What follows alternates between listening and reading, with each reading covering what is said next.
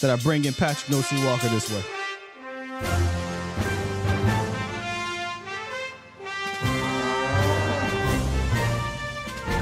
Good morning, good sir.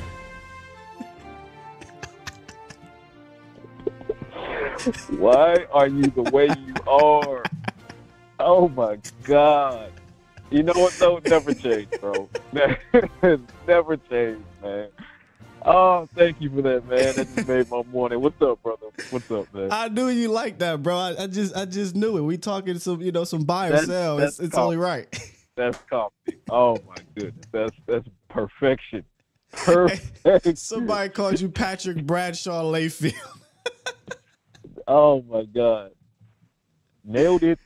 Man, I always have fun with you, bro. How we doing this morning? I know you traveling. Yeah.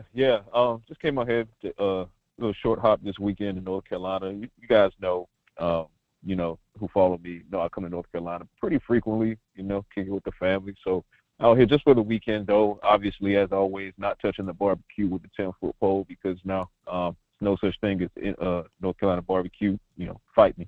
But just out here, man, just having some fun. And I'll be back in the office on Monday morning. All right, let's continue this fun here on the Scientific Method, this week's version.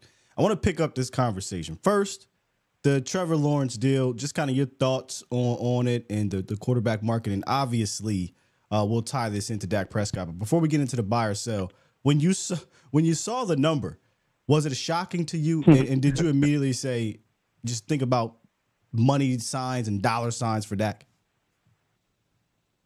No. And the reason I say that is because I think people need to understand that when it comes to certain positions, quarterback being at the top of that list, wide receiver is another one. Market is not going down ever. It's not like running back where, if it's this type of league or that type of league, or it's the running back position being valued this way versus that way. No. Wide receiver one money, always going to go up. QB one money, always going to go up. And Trevor Lawrence, much like Joe Burrow, they're getting paid what the market dictates. And that's what's going to happen with Dak Prescott. He's going to get paid what the market dictates. And then once his deal lands, whenever that might be, he's going to be, if not the highest paid player in NFL history, close to it. And then somebody's going to come along like 2 months later and eclipse that at the quarterback position, because that's how it goes. That's how it went last time, when he got his extension after 2 seasons of them trying to do it. And he became the highest paid quarterback, but then, that didn't last. And it's just because the market's always going to go up, up, up, up. So when you look at Trevor Lawrence at 55 average annual salary, you look at his guaranteed money. Nothing in that equation shocked me because it's right on line with what the market dictates. And the market dictates that Dak Prescott, a first-team All-Pro last season, MVP runner-up last season. We know what happened in the playoffs, obviously, although that was more defensive wetting the bed than it was Dak Prescott. Dak got off to a slow start and couldn't save the day, but the defense is who lost you that game. But nonetheless, you're talking $60 million. That's the number in my head for Dak Prescott. You're talking 60 or close to it, maybe 59.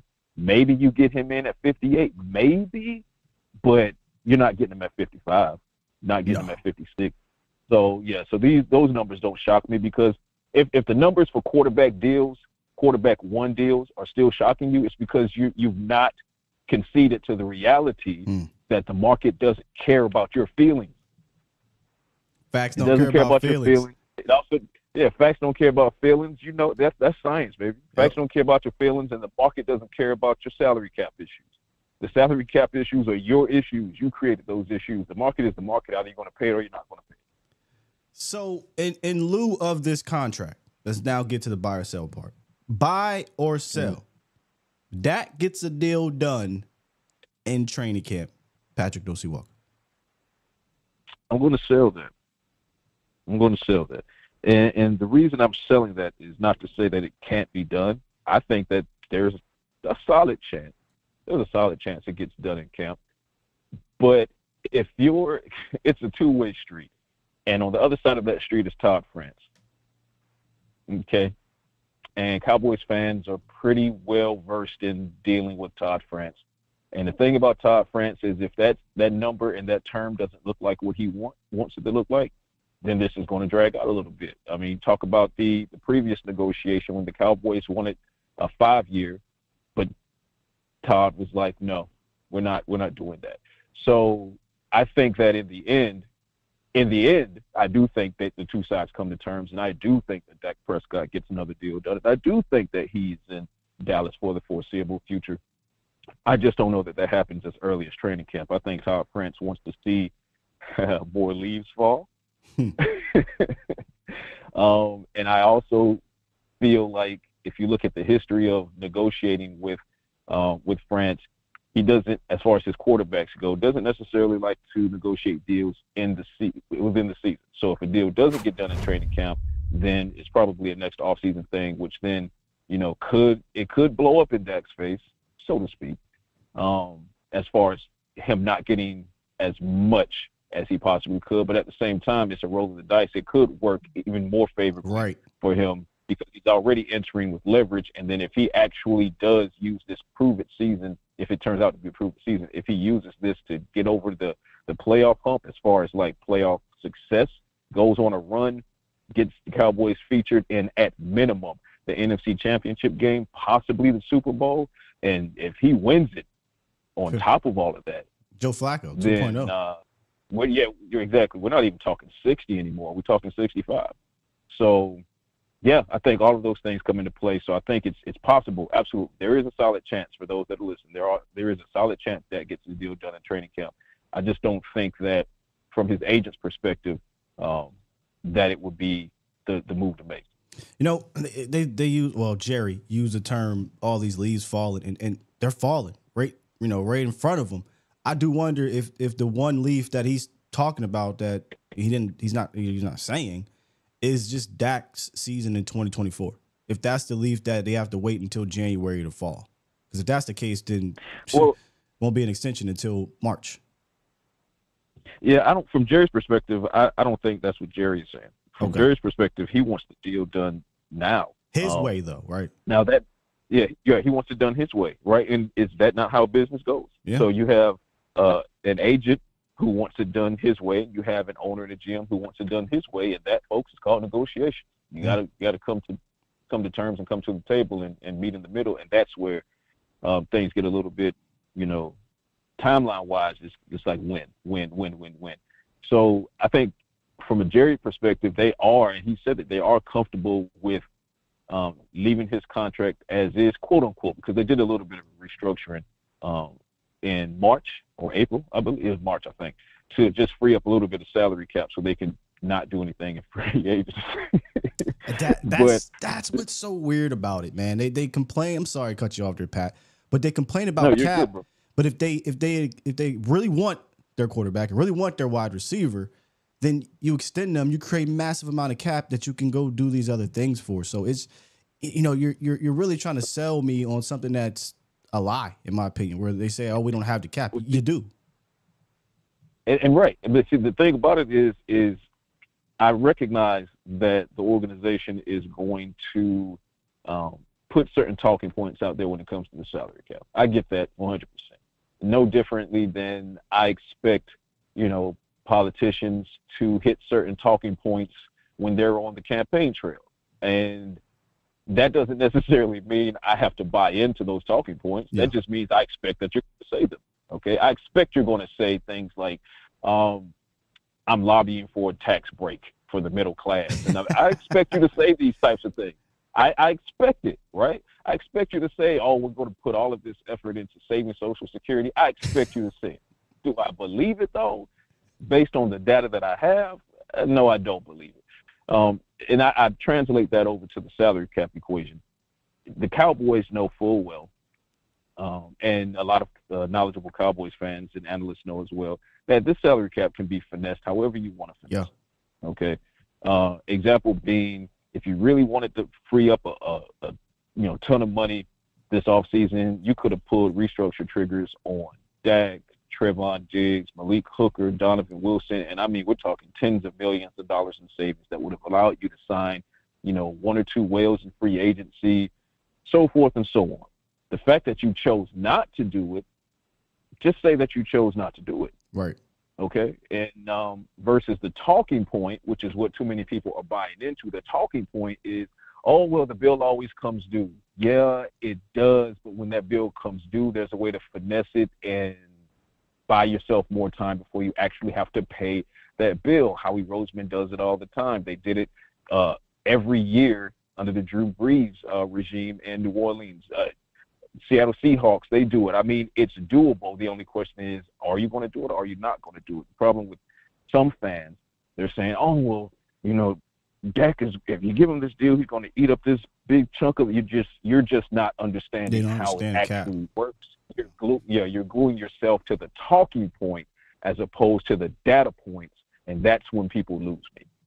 Let's stay right there on the quarterback position. We talked a few weeks ago about how all the eyes were going to be on one Trey Lance this offseason, and that's exactly what was happening down there at OTAs. You guys got to see all of the OTA practices, if I'm not mistaken, and a little bit of Trey prior to that. So buy or sell Trey Lance as QB2 heading into training camp? Heading into or coming out of? Heading into. Sell. Okay. Coming out of? Buy. Yeah. The best way to position this is, as we have this conversation, Trey Lance is not quarterback two. Cooper Rush is. And I don't simply say that because Cooper Rush is the incumbent. I'm saying that because as we have this conversation, Cooper Rush is still, even if slightly, he's still the better quarterback. He's also the better quarterback in this system, which is not, a knock to Trey because Cooper has been in the system for years upon years upon years, and he has that familiarity. And Cooper has been in the league for years upon years upon years, so he has that under his belt as well. Now, that means that right now, before the wheels touch down in Oxnard, or before in LAX and then drive over to Oxnard, but before the wheels touch down in Southern California, Trey Lance is QB3 right now. He hasn't done anything, and this is to be fair, and he knows this is true, and everyone knows this is true, has to know this is true. Trey Lance has not done anything right now to dethrone Cooper Rush from QB2. Nothing, not a single thing. Now, to be fair to the kid, he's not been given the opportunity to, has he? Right. Okay, because last year, when the Cowboys were blowing the doors off of teams in Arlington, who did they put in? Coop. They put in Cooper Rush because Trey was the emergency QB that entire time. Much to my chagrin, because in those instances, I think that was a perfect opportunity to get Trey Lance some actual game snaps in the Cowboys uniform. But Mike McCarthy deemed that he wasn't ready for that yet. Okay, fine. Fast forward to now, that just goes to my point. Because the Cowboys have not presented Trey Lance with the in-game opportunities, we have no data at all on if he's ready to take QB2, which means to me that combined with what I've seen in practice, Cooper Rush is still the guy behind Dak Prescott. Now let me segue that to my buy portion of this conversation. Coming out of training camp. Yeah, coming out of training camp. Now, based on what I've seen with my own two eyes, mini camp practices and the open portions of practice last season he looked very green. Showed a couple moments in practice, but looked very green. What I've seen from him in those two mini camp practices that we were allowed to see, he looks infinitely more confident. His throws look much better. His footwork and his timing and his pace are much more in line with what the system is. So that version of Trey Lance, if he can hit training camp and build upon that, and then preseason, which is going to be paramount for him, but it also means the Cowboys have to throw him out there preseason. He needs to be starting preseason games. He needs to be playing the majority of preseason games. I'm talking like start and 4 finish. Full quarters, 3 quarters, right. Let's run it. He needs all the possible reps because you know what you have in Cooper Rush. So the only Cooper Rush reps I want to see in preseason games are just enough to keep him sharp. Right. But you're trying to do a full-blown evaluation and analysis of Trey Lance, so you need to give him the majority of those 12 quarters because you only got 12 quarters to do it. 12, yeah, you only got 3 games. You only got 12 quarters to do it, and he needs most of those. So give me 10 to 11 quarters of Trey Lance in the preseason. Give me a good, healthy 50-50 split with the second-team reps. Do not relegate him simply to third-team reps in Oxnard practices. And I think if they do that, based upon the foundation that I'm seeing from minicamp, I think that you can buy that Trey Lance will be QB2 coming out of camp, but he's got to earn it. Hurry up and buy! You're buying it, man. Hurry up and buy! I feel sorry for you. What you say about my mama? What you say about my mama? He said, do we have a problem? Have a problem. Did I say scud? Oh, All man, right, what a classic movie, bro. We got Patrick Nosey Walker, if y'all don't know by now, joining us at DallasCowboys.com on this week's version of the Scientific Method. Going into the next one here. Buy or sell. We're going to stick with the offense side. All these are offense. Kevontae Turpin will see an increased role. And the reason I got to bring this up before you answer, is because last year in training camp, there was a lot of hype around Kevontae Turpin seeing an increased role. And to be fair, he did see an increased role. I believe Robert Prince talked about this at when you guys spoke to him a little bit. So I'm going to play this real quick. You know, first of all, with Terp, when he first got here, he was just really a returner and kind of a gadget guy. I think last year he took a bigger step as being a true receiver. And, you know, we're looking forward to him playing more receiver. And then with this new kickoff, I mean, his value tremendously went up. So he brought it up again. We're looking forward to him doing more receiver things. Buy or sell, Kevontae Turpin will see an increased role, Pat. All right. We'll put it this way. Kevontae Turpin and Dak Prescott are so in sync that you got to buy. I'm telling you, I've seen this in OTAs. I've seen this in OTAs. Oh, I'm going to wait, baby. I've seen this in OTAs.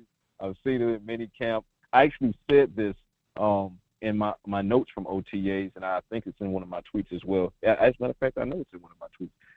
Kevontae Turpin has been getting a ton of burn when it comes to first-team reps. Now, obviously, Jalen Brooks and Jalen Tolbert have as well, but Kevontae Turpin's getting a lot of burn in first-team reps. And not just that, he's getting a ton of targets from Dak Prescott. I saw on several occasions in several practices where he was the one that, you know, Dak was looking for. And on top of that, Kevontae did not logged no drops, so he didn't drop the ball a single time after all of those targets. They had him in a variety of routes and a variety of positions. They had him on deep wheel routes. I remember this one deep wheel route to the right. Kevontae beats his coverage in the 7-on-7 drill and comes down in the end zone with the touchdown on the over-the-shoulder dot from Dak. Magnificent. 2 plays later, it was the inside slant from the slot. He took it, got, you know, a few yards of yak from that, so they're putting him in different positions to be successful. So I say all of that to say Kevontae Turpin, absolutely buy him as having a ratcheted up number of targets and production offensively for the Cowboys this season. I'm with you. I think you can buy this, and it's because we've seen the evidence. In 2022, do you know how many snaps Kevontae Turpin played, Cowboys Nation, on offense? 62. All season. 62. He more than doubled that. Now, it wasn't like it was 300, 400, 500, but it went all the way up to 140. And you listen to Robert Prince, even when you listen to Mike McCarthy going into last year, he said, hey, we needed Turpin to kind of get better in the film room and understanding how to play the position. And obviously he did that enough to where they used him more as a receiver, but mostly as a little bit of a gadget guy. And I still think they'll do that. But if Turpin is continuing to progress that way, I think this 140 can go to easily 300. And if it goes to 300, I feel like we can get 3, 4, 5 more touchdowns out of Kevontae. I know that sounds crazy because he had 4, but he's that explosive. So I 100% buy this, Pat. And honestly, they should want to. When you lose, and I say lose loosely here, Michael Gallup, right? Those receptions and targets have to go somewhere. And I know Brooks and Tolbert are here. But Kevontae Turpin showed you when you gave him more opportunities, he made do of them. So, yeah, I buy this 100%. And this is where it also – and this is why I say, you know, obviously there are other positions to keep an eye on that are atop the totem pole of watching matchups in training camp, running back being one of them, you know, for example. But when it comes to this wide receiver battle, wide receiver 3, wide receiver 4, hell, even wide receiver 5 battle. That's going to be just absolutely sensational because we're sitting here, we're talking about Turpin, and I've seen the evidence in both practice and trajectory to now. He's going to get a lot more reps. But same with Jalen Tolbert. He's earned that right. But then Jalen Brooks has also earned that right. But then you look at someone like Jalen Cropper, who had a great training camp. Injury kind of, messed that up for him. He's coming back to battle. And I just told you guys, I saw Jalen Cropper getting some burn in the second team and maybe in the first team as well. Ryan Flournoy, what does he match this equation? Because you talk about parting ways with Michael Gallup. Well, your your true X is supposed to be Flournoy, and he runs routes that are already better than some of the guys on the team that, have been in the NFL. But at his size, should he be able to run routes that well? But that goes to the fact that his raw athleticism is arguably the best on the entire roster. Yeah. And if you don't believe me, go look at his score, his RAS score, right? It's almost a perfect 10, right? He's an absolute monster from an athletic standpoint. And he's the guy who has played multiple positions in football over the course of his football career. So I say all that to say still, Turpin, Brooks, Tolbert, Cropper, Flournoy, all of these guys and the others, but those are on a different tier. But all of these five guys are all battling for the right to take snaps that have been vacated by Michael Gallup. And, man, that's going to be fun to watch in Southern California. Yeah, I think that's, we're doing our countdown to camp and doing camp battles. I think that's the number one camp battle there, wide receiver 3, for sure. Yeah, I'm willing to jump on that. Yeah. No Diddy. Let's stick to the wide receivers here, man, and finish this off with, Dak's storyline is obvious, right? That's a low-hanging fruit. But CD Lamb's storyline is right there with it because I'm still baffled that he's not signed an extension at this point. So buy or sell, Cowboys extend CD Lamb before the season. Buy. I'm buying that. I think it happens in training camp. I think it happens no later than the first week of training camp. Now, obviously, I could be wrong, but this is me reading the tea leaves. This is me hearing the whispers inside the building. This is all of the data that I have laid out in front of me. I think it gets done in training camp. And even if it takes the Zach Martin arc where it's just like, okay, maybe they, potentially call his bluff a little bit more and he misses the first couple days of training camp or so, maybe. But I don't think this drags out any more than the first week of training camp. I think they get it done then. They want the deal done. CeeDee Lamb wants the deal done. CeeDee Lamb wants to be back with his teammates.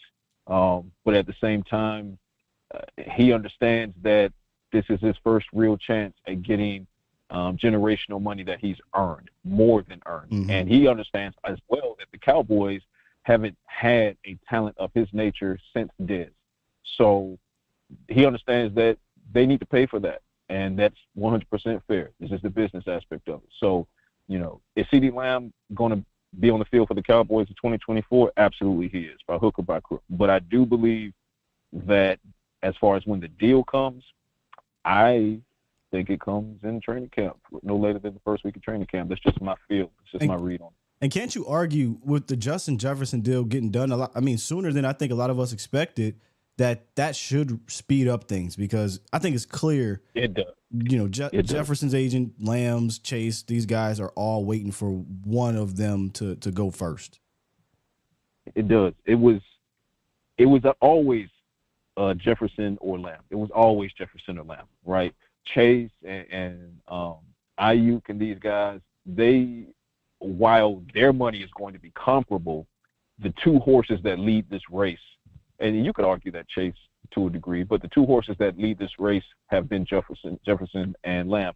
Jefferson's deal getting done ahead of minicamp did, in fact, now provide the number, right? Because the Cowboys didn't have the number. This has to be agent provided. Cowboys have what they would like to pay, but they need the agent to engage and say, okay, well, how far are we from your number? But without Justin Jefferson's deal, and the same went for Justin Jefferson's agent and the Minnesota Vikings, they're like, hey, but without CeeDee Lamb's deal, we don't necessarily know what our floor is. Now we know what the floor is with Justin Jefferson's deal. So that did, in fact, trigger conversations to have substance now between CeeDee Lamb and the Cowboys. And really, there was a feel that it might have been done at some point in minicamp. So the fact that there was at least that feeling tells me, or gives me confidence, that at any point between now and, you know, the end of the first week in training camp, I feel it gets done. I feel both sides, they have their numbers now. They want it done. I do not see this dragging out. And I just think from a morale standpoint or precedent standpoint, they need to get this deal done sooner rather than later so that they're not setting up the stage for the next young guy, like Micah Parsons, right? And so forth, which has already been done. Dez Bryant had to hold out. Zach had to do something. Zeke had to do it. They played around with DeMarcus Lawrence. He said, all right, I'm not getting surgery. So the precedent has been set that you got to play hardball back with them.